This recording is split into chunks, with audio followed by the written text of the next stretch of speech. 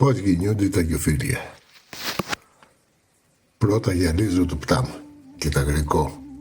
Μαθαίνω κάτι που στην Ευ, κάτι που η οξά ισχάζ και που ο βράχος είναι γερός. Οικία θα πατήσει το γεφύρ. Φέρνω το μπλόκι μου, σκουδαρέ, που τσουλίζνε γκούδα σαν και τμάνατς.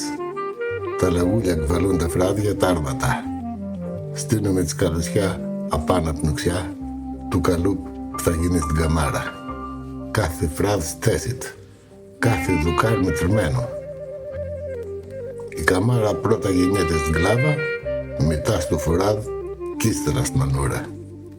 Ανεβαίνω στον ταμάρ, ξεδιαλέγω τις κούδες μια-μια, τσγκαβιάζω με τον τσόκο τσαγρικό. Η όρμα τραγδά, η σάπια ουγγάει. Σπιλκώ, σμιλεύω, της δίνω μούτρα.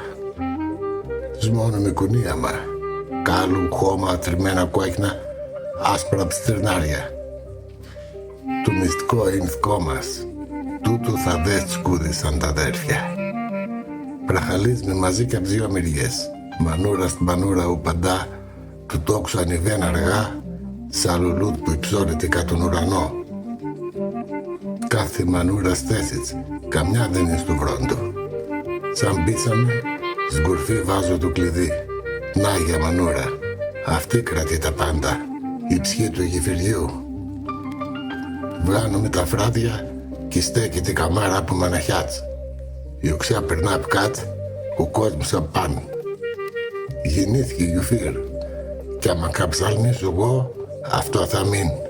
Για τα κουδαρόπλα, για τα αγκόνιας, για τις ιόνες.